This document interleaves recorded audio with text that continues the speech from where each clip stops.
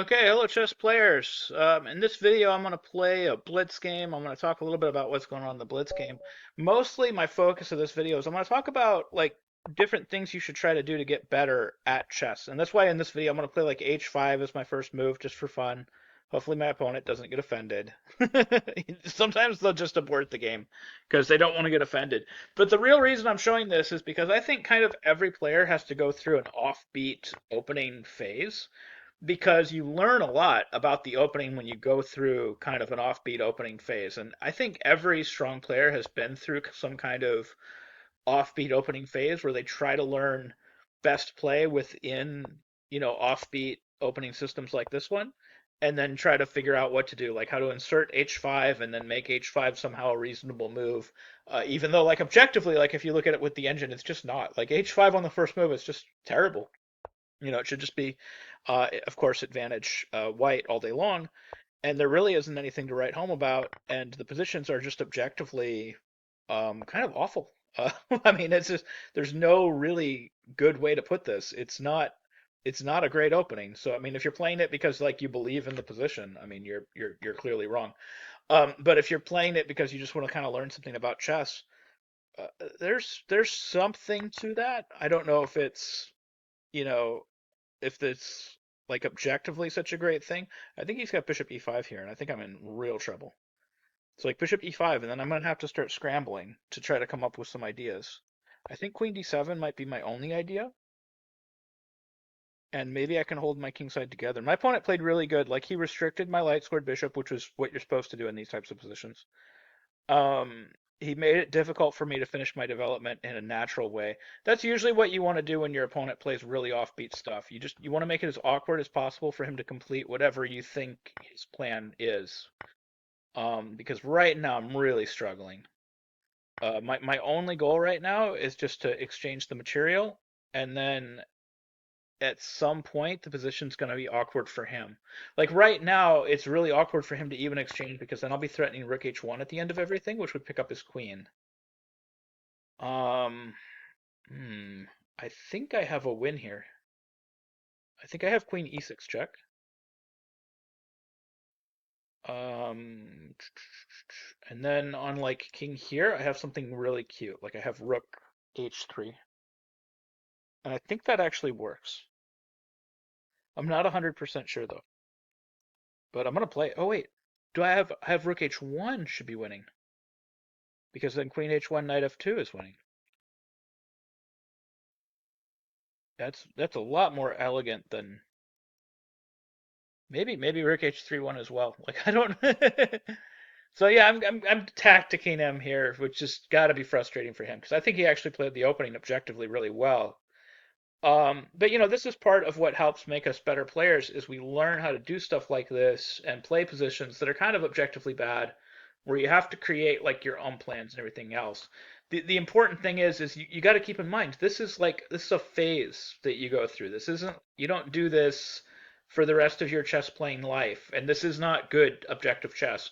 But everybody kind of goes through this. They'll either play like something offbeat or something super hyper modern like the Larson variation or something like that. There's all kinds of stuff you can do that kind of fall under this category that will help you learn a lot of things about how to play sort of stronger uh, objective chess in positions that are uh, strange or kind of unique or wild or different. Because people will play strange, unique, wild positions against you. So if you're used to it, you've got a better shot of doing it. But I mean, for the most part, your openings should go down mainstream paths. They're mainstream for a reason. They're mainstream because those ideas work and they're solid and they're well known and they're good moves. I mean, again, objectively, this is not great chess. I'm not playing great chess here objectively. I mean, at this point, I'm winning. I mean, I'm completely winning. I think I got mate in one. Got queen e4 mate on king d3. So, um, but I mean, I mean, if you look at the analysis of this, he was probably just like decisive advantage for a large portion of this game. Actually, I would say like looking at how he took advantage of my, see, he's already +1, and then looking at how he handled the opening, I think he did really well. Because he immediately went to restricting my light squared bishop, which makes things very uncomfortable for me. So then I just didn't worry about it. Okay, my lights for bishop's terrible, so I'll just develop the rest of my pieces. Bishop f5 is a possibility here. Maybe I should have gone with that right away. The computer seems to like it. But I just completed the rest of my development, and I mean, again, at some point, bishop f5 seems called for, and this is where I decided to do it.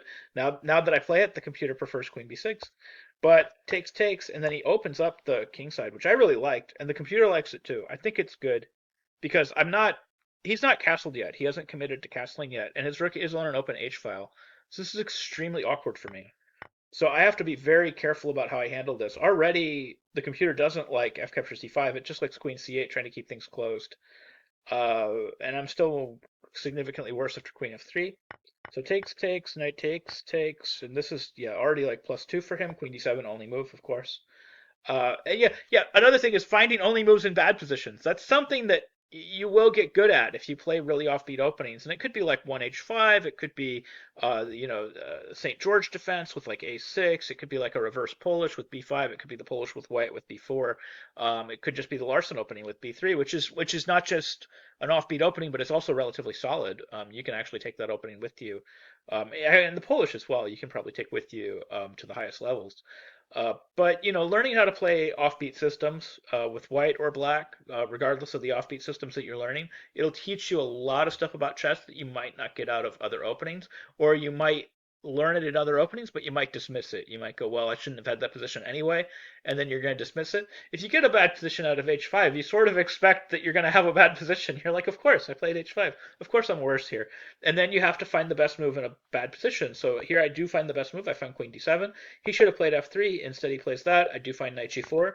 We have bishop takes, king takes, rook takes h5 is a blunder, and I find rook h8. And now finally, I turn the tables. Now black is better. I immediately take advantage of rook takes h5. Now, of course, if he finds best play, I'm going to lose. And that's true whenever you have a disadvantage. If your opponent continues to find best play, you're going to lose. But you just have to, find best defense in a bad position. Here, my position is bad. I have to find bad defense. I know my position is bad. It's actually easier to be objective sometimes when you know you're playing a bad opening. Sometimes it's easier to be objective and say I'm worse. And then when you go back and you play your regular openings and you make a mistake and you end up in a worse position, sometimes it's easier to be objective and say, okay, I'm worse. Because I've noticed that a lot of major blunders happen in mainstream positions when people believe that they're better when they're actually worse. So playing offbeat stuff for a while will help your chess. Just don't do it all the time, and don't do it for like years and years, because then you'll never get better. But going through a phase, where you play it a few times, or you play it in fun games or whatever, or you just play it in blitz, it's not a bad thing for your chess to learn how to play sort of wild and crazy positions. Anyways, hope you found this content helpful. Hope you learned something new about chess. Hope that game wasn't too terrible. I think objectively it was actually pretty bad.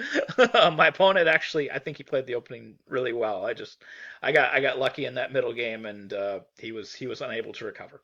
Anyways, thank you very much for watching.